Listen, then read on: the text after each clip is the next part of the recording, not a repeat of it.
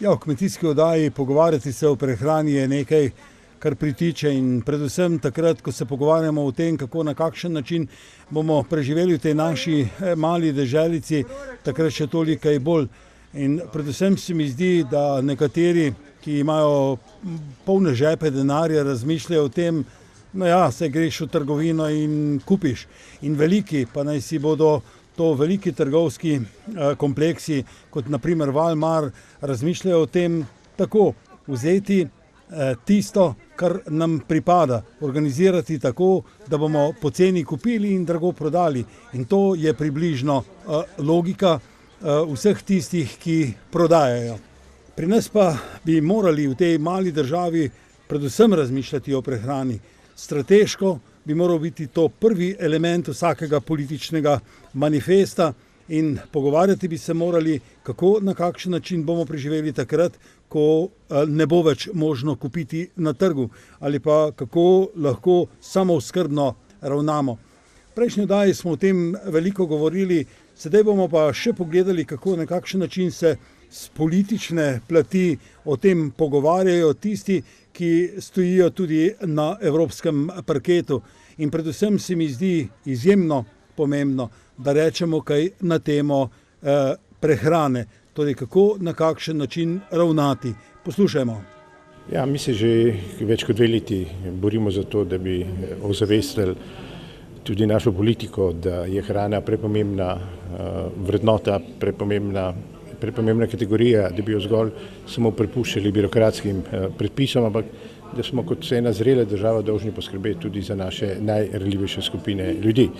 In ta afera z mesom je pokazala, da kljub visokim standardom Evropske unije, kljub vsem kontrolnim mehanizmom še vedno pride do teh afer, ki pa jih odkrijejo novinarji, ne uradne inštitucije.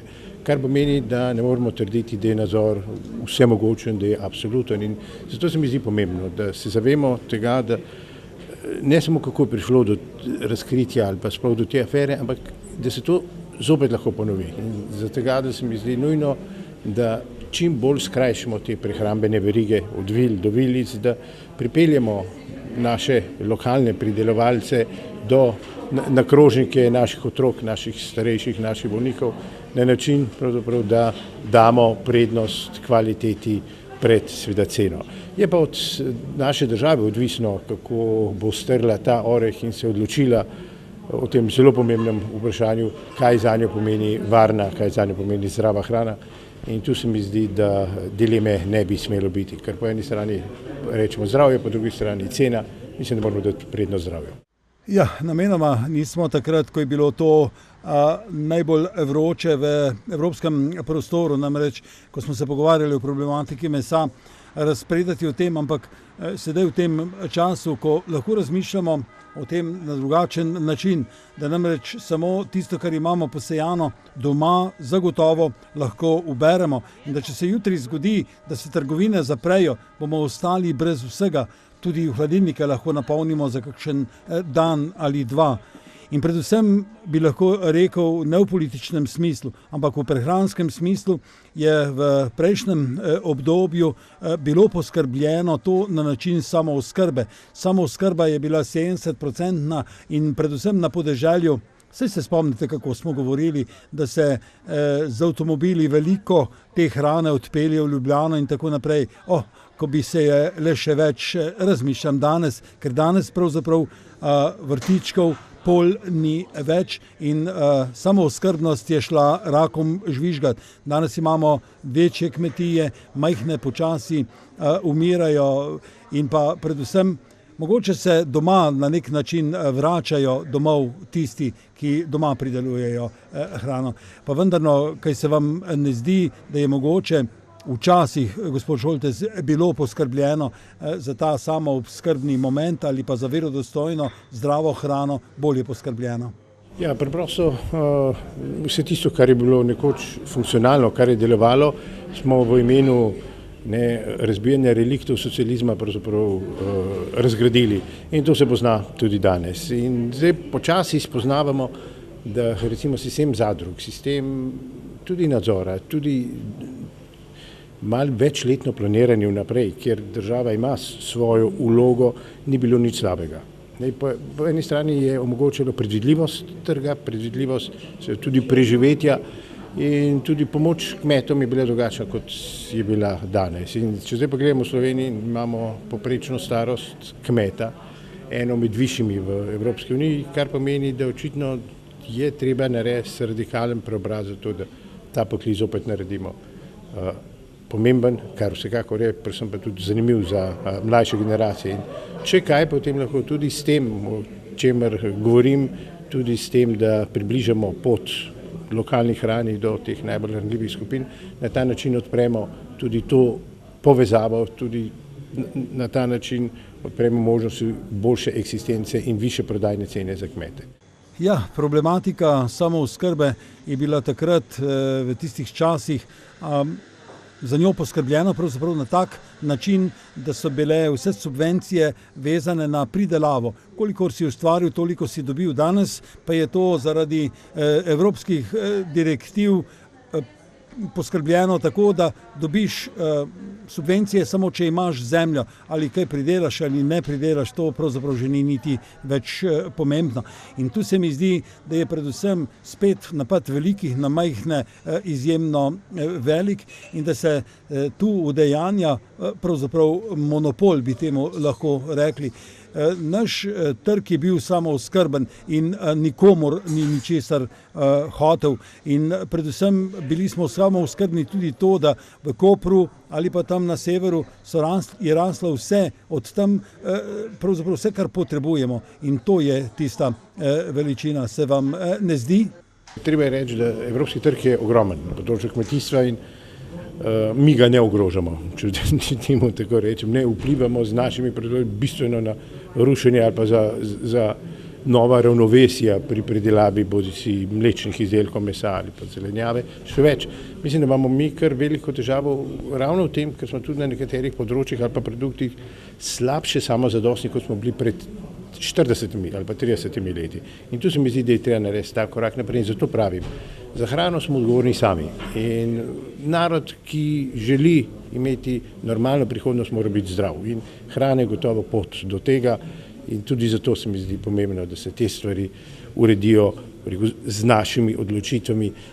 Ne dvomim, da bodo potrebna tudi pogajanja z evropsko birokracijo, če bi šli spreminjati zakonodajo, ampak mislim, da smo to dolžni narediti. Je pa to samo eden od korakov, če želimo stvari premakniti naprej in mislim, da ravno ta korak, ki bo še sledil, pa je videti, koliko v resnici smo samoskrbi, koliko v resnici lahko lokalna zdravo pridelana hrana zadosti potrebe v teh javnih zavodih in se napravi dolgoročnejši plan, kako dvigniti to stopnjo samooskrbe in dobave na način, da potem lahko to vpliva ustrezno tudi na kvaliteto in pa seveda tudi na ceno.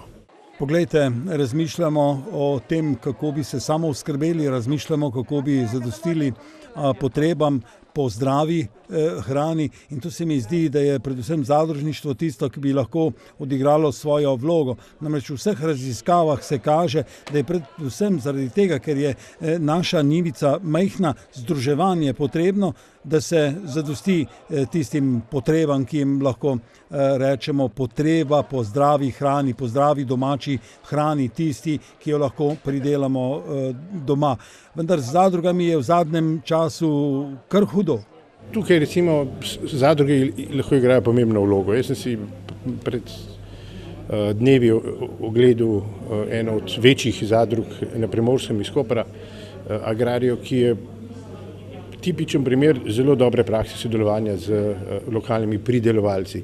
In na ta način, s to neke vrste tudi organizacijsko mrežo, lahko mnogo lažje potem zagotavljamo ta ravno kontakt po eni strani med potrošniki ali ranljivimi temi skupinami in po drugi strani med pridelovalci in predelovalci. In to je tisto, kar rabimo.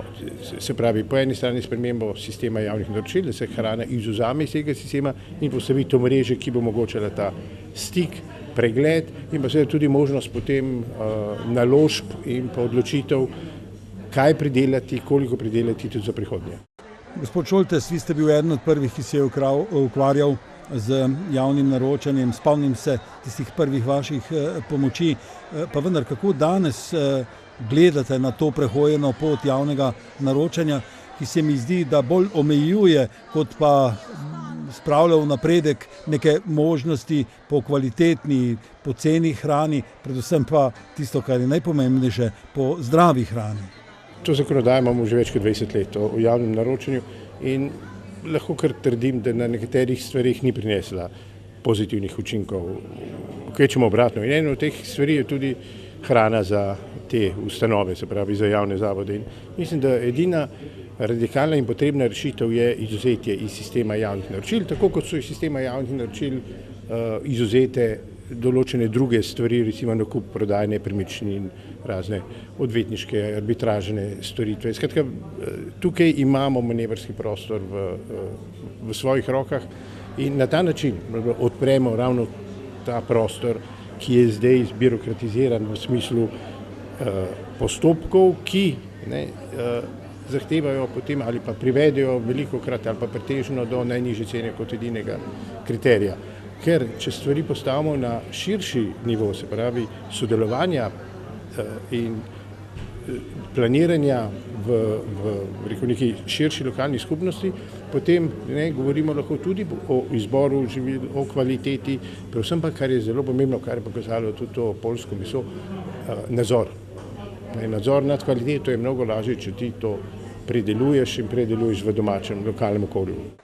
Poglejte, če tako strnemo, bi lahko rekli obdelanost naših njiv, obdelanost naših vrtičkov, vsa tista marljivost in znanje, ki ga imajo naši ljudje na podeželju, vse to bi lahko poskrbelo za ta samooskrbni moment. Istočasno pa bi lahko tudi na manjših parcelah pridelali tudi še za koga drugega in na tak način zagotovili, kot se temu reče, zdravo, varno hrano z čim manj prevoženih kilometrov, bom še sam to uporabil, ki jo potrebujemo.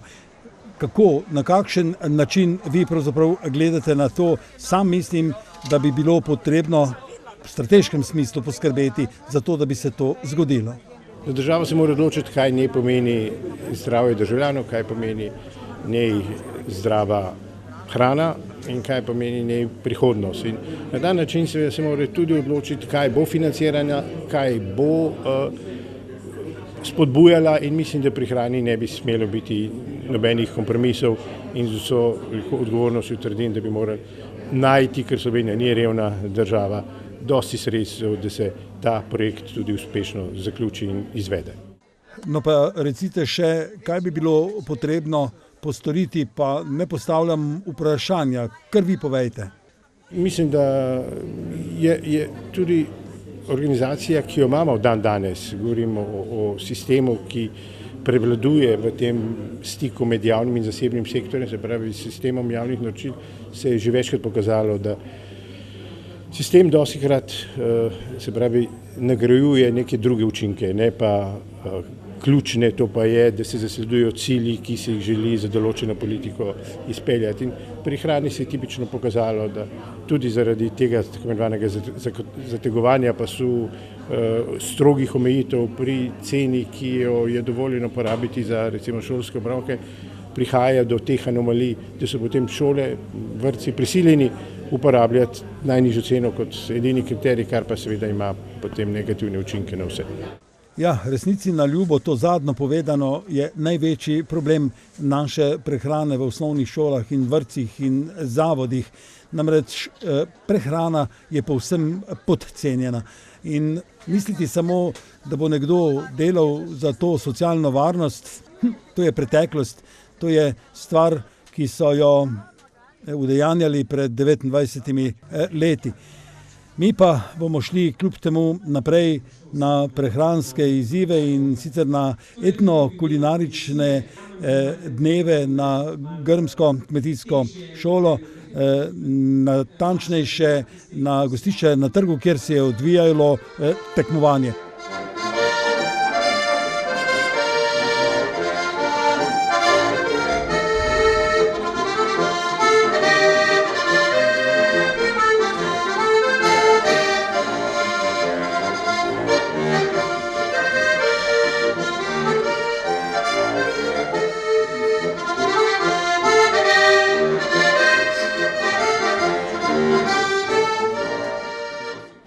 Letos poteka že 21.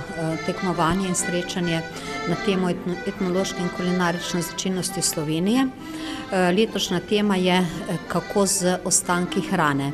Torej, gre za to pravzaprav za en razmislek o tem, kako ali če sploh so bili nekdaj ostanki hrane ali če so bili, kako so jih ljudje uporabili in seveda danes. Za današnji čas vemo, da je v bistvu prehrana ali hrana saj v našem zahodnem civilizacijskem okviru pravzaprav eno področje, ki mu mogoče posvečamo premalo pozornosti in kjer se velikokrat zgodi, da je v smetnjakih polno ostankov hrane. Po drugi strani pa ugotavljamo danes, tako kot spremljamo dogajanje v svetu, da pa je vendarle še kar polovica sveta, kjer otroci nimajo zadosti hrane, pa tudi odrasli in na nek način gremo mimo tega.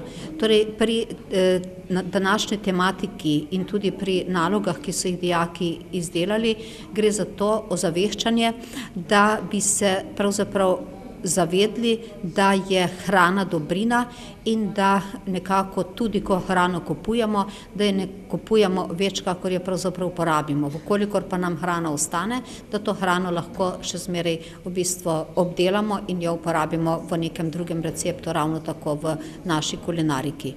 Mislim, da je pomembno tudi to zavedanje, da pride do vseh nas, da je zato, da imamo polne krožnike, pravzaprav potrebno kar veliko dela vloženega, tako v sami pridelavi hrane, kakor seveda potem tudi v predelavi in konec koncev v ponudbi te hrane na krožnik.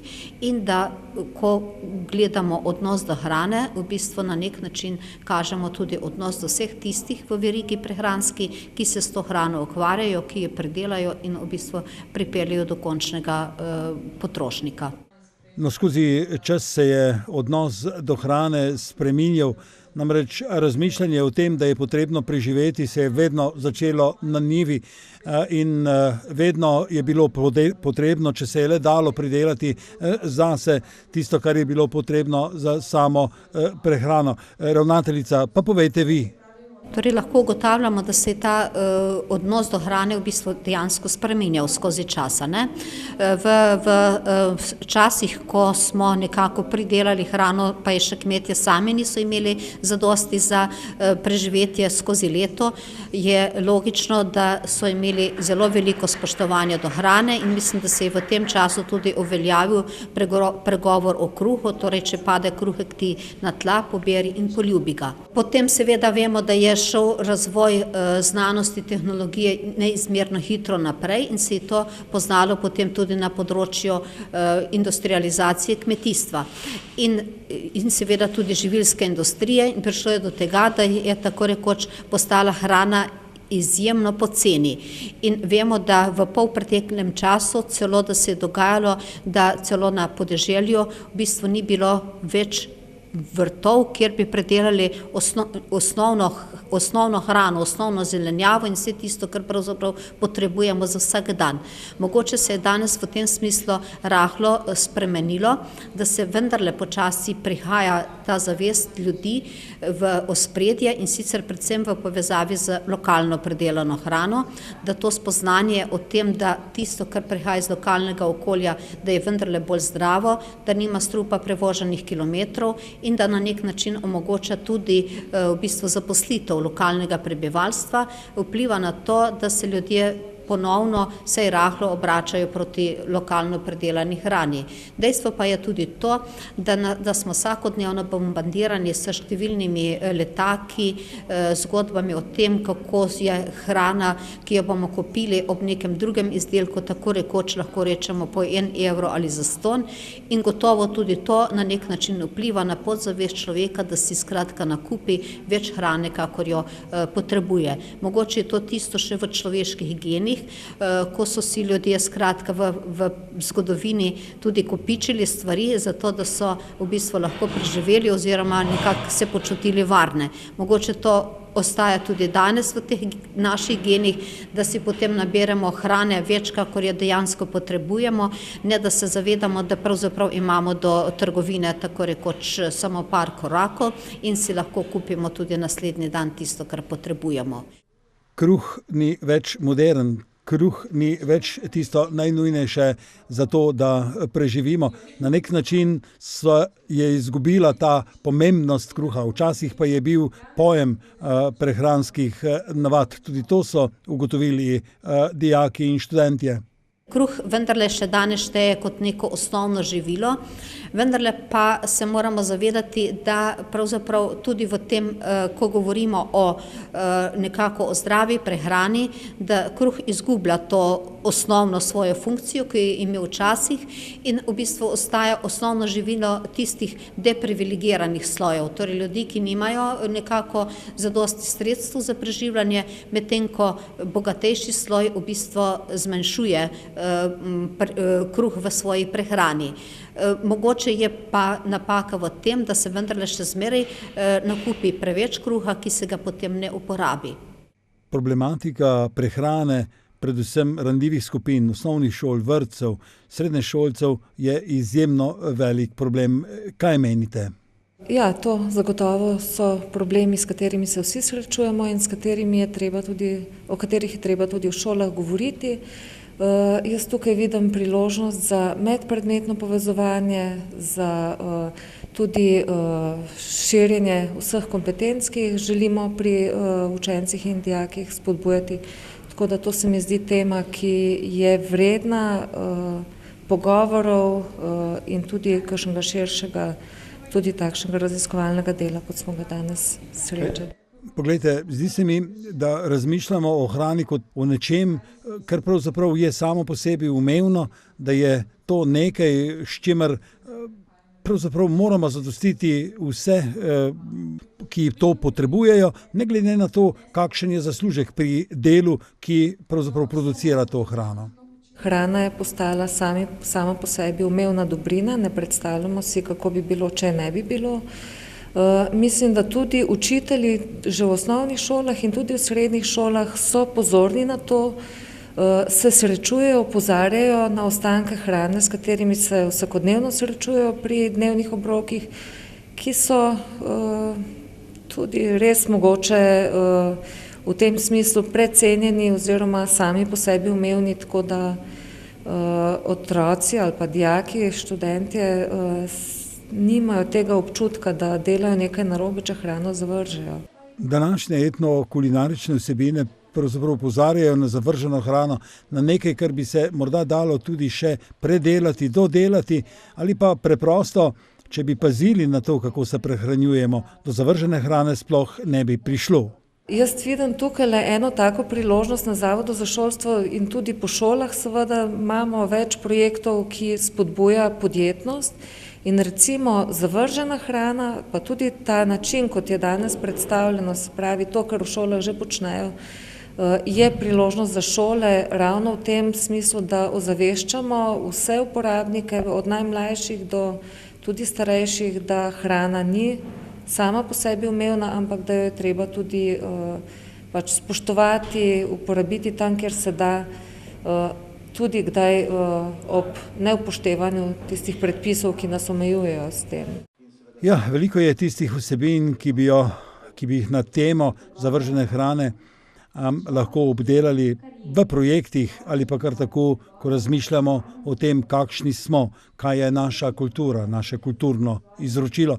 In prav zaradi tega poslušajmo še organizatorico te etnokulinarične prireditve na grmski kmetijski šoli. Letos tekmovanje poteka že 21. zapored, udeležilo se ga je 6 ekip, 2 ekipi iz srednjih šol in 4 ekipe iz višjih šol. Letošnja tema pa je uporabnost ostanke hrane, glede na to, da je to kar pereč problem v današnjem svetu, da veliko hrane zavržemo, kako bi lahko to hrano na drugačen način uspešno porabili.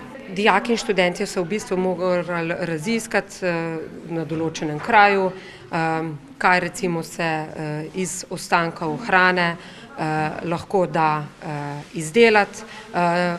Preko nalog pa smo lahko ugotovili, da se v bistvu hrana, ki ostane, lahko uporablja v različne namene, tako kozmetične, zdravilne, kakšne prepravke za vrtnarstvo, kot so herbicidi in pa tudi recimo, katere so še jedi iz ostankov kruha, ki nam ostane vsak dan v gospodinjstvu. Ja, lahko rečemo izjemno zanimive vsebine. Gre za nekaj, od česar in s čimer živimo. In govorili smo pravzaprav o nečem, kar bo postalo morda naš problem. In sam bi rad videl, da to, kar sem sedaj rekel, se ne bi zgodilo nikoli.